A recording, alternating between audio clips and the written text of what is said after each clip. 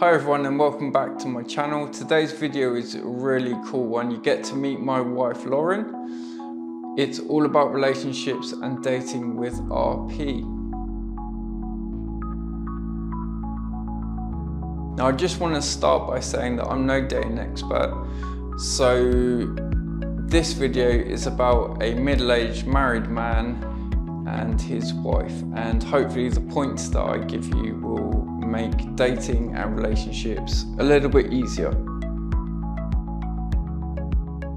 Now, having a visual impairment such as retinitis pigmentosa can be a challenge, but those challenges can easily be overcome with the right mindset and a little bit of confidence. Now, in this video, I'm going to share some tips and advice based on my own experience of having RP and dating and the whole dating scene and getting married and having a partner. There's lots to get stuck into, so let's delve straight in.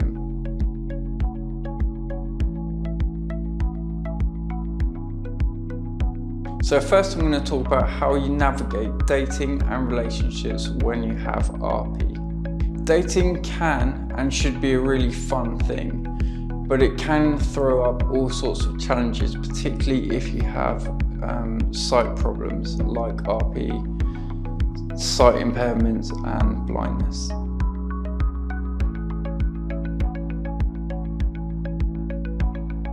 So my first point is all about openness and honesty. I normally find that if you're open and honest about your eye condition, so for me it's RP, if you're open about the adaptations and the help you are going to need, you should be able to identify really quickly whether your date is going to be someone that will help you or someone that won't help you.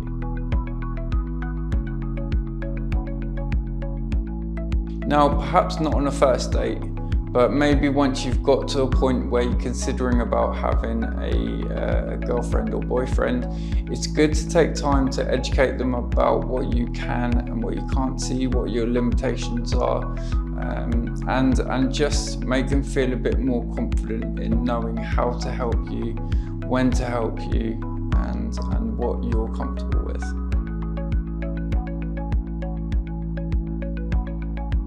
Now this one is pretty obvious, but I'll say it anyway. It's choose your dates wisely. And I don't mean the person you take, I mean the location for your dates. Don't go to busy pubs, don't go to the cinema, don't go to dark places, or places that's really going to test your sight. Go to places where you're going to feel comfortable, and also the person that you're on a date with maybe isn't going to have to help you as much as they might do if you went to a nightclub for a first date.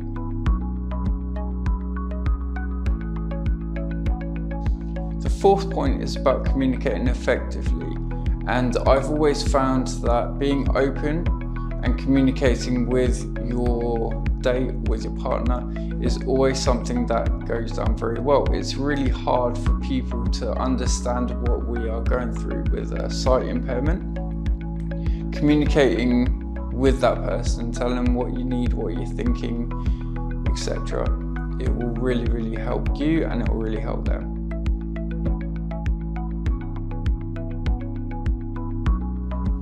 So the next point is that you have to advocate for yourself. Now this can be quite tricky because you don't want to come across like you expect the world to adapt to make things easy for you. But also it shouldn't be something that you have to be scared to voice your opinions and stand up for yourself. So if you need accommodations and adaptations to be made to make it more comfortable for you on a date, then don't be afraid. But like I say, don't make the date all about your disability and how much you need the world to change for you.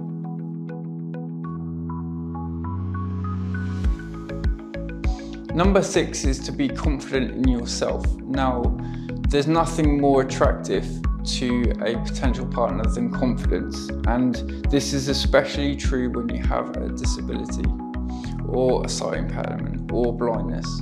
If you embrace it with confidence and you show that you're willing to adapt and also willing to laugh at yourself a little bit, you don't take yourself too seriously, then those things are really attractive to a potential partner. There's nothing worse than going out on a date where somebody isn't really confident about themselves, is ashamed of their abilities or disabilities. So be confident, make it easy for another person to like you.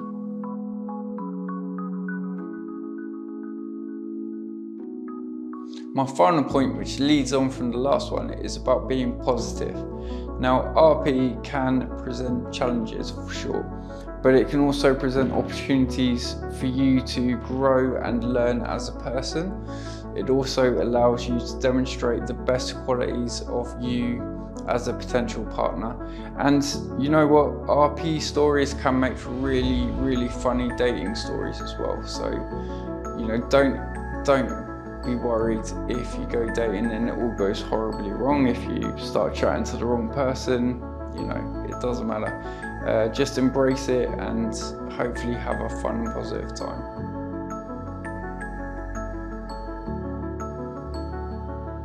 Now, I receive a fair few messages, mainly from younger guys, all worried about not being able to go dating, not being able to find a partner, not being able to be considered someone that can be married in the future.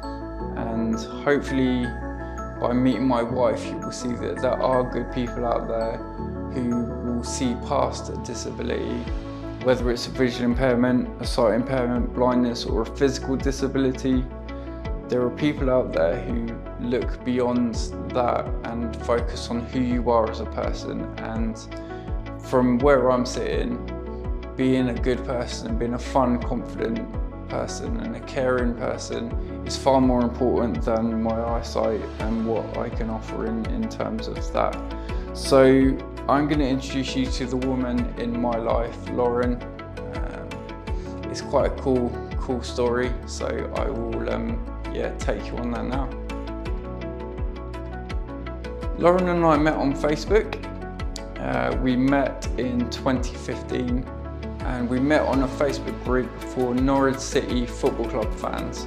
Now, if you're not familiar with how awesome Norwich City are, they are a world-class elite football team, and we both happen to support the same team, which is quite rare. It's quite rare to find someone that supports your team. So to find someone that supports your team and is also quite funny, we started liking and commenting on each other's posts on Facebook, and then it sort of quickly turned into a bit of an online friendship, and it built up from there.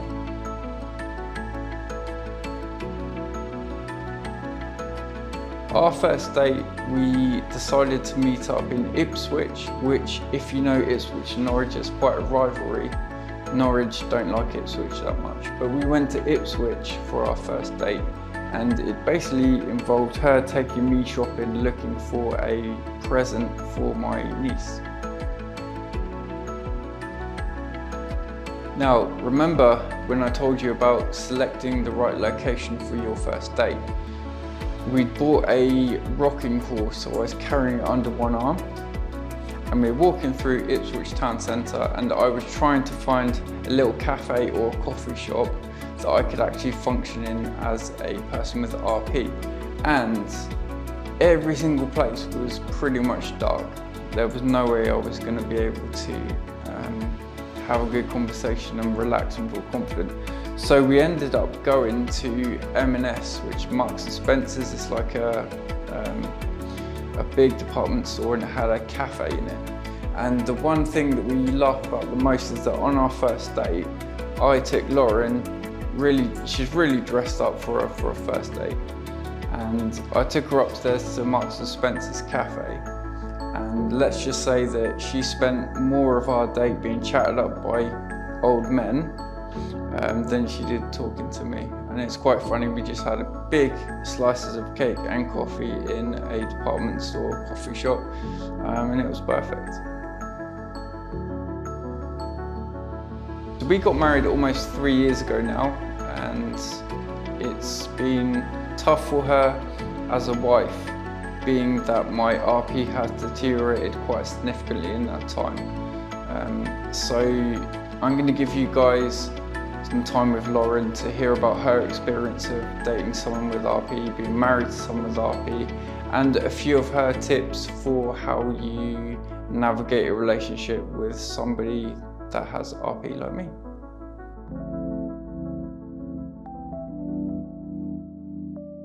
Hi, I'm Lauren and I am Rob's wife, and I'm going to be talking to you a little bit about dating with someone RP, advice, and how I felt about dating someone with RP and what worries me about it.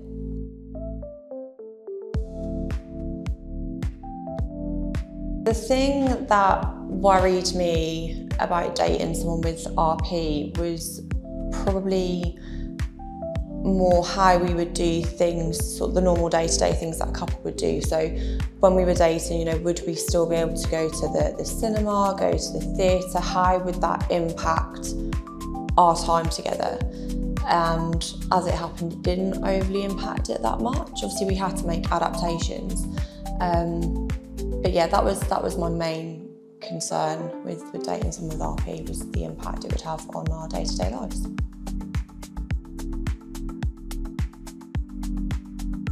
My first piece of advice for dating someone with RP would be to take the time to educate yourself about it, understand the symptoms of it, and then speak to your partner about how it impacts their everyday life.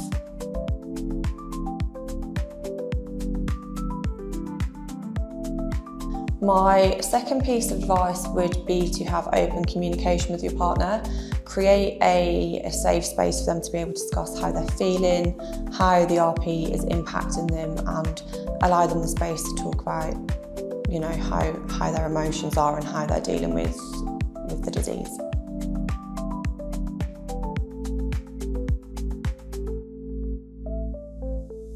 My third piece of advice would be to show empathy and compassion, not just with your partner, but your partner that has got RP, for them to show that back to you as well, because you're both navigating the day-to-day challenges. So yeah, it's just sort of having that empathy with each other and understanding the challenges that come with it.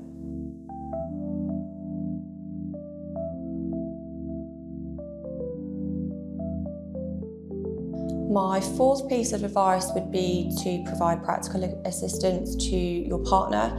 Are there certain day-to-day activities which they struggle with or they need extra help with? But yeah, just sort of be that assistance that they need. Talk to them if there's anything around the house that you can do to help. Yeah, just be practical assistance for them.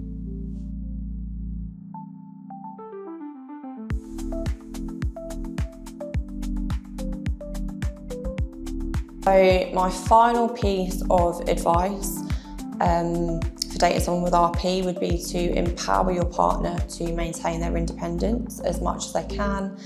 If there is anything that they're struggling with, sort of you can help them with it, but allow them to be as independent as they want to. If they've got any passions, any goals, then allow them to pursue them and provide assistance with helping them get there.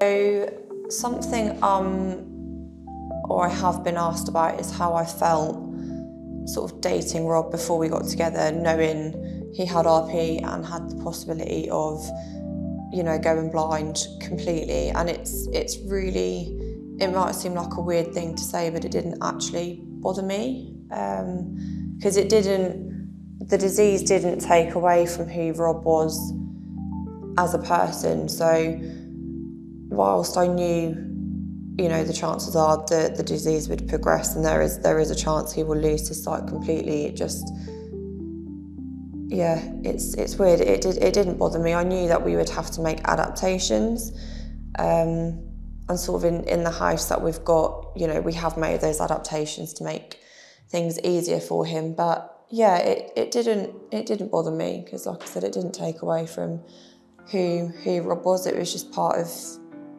who he is, and that's that really.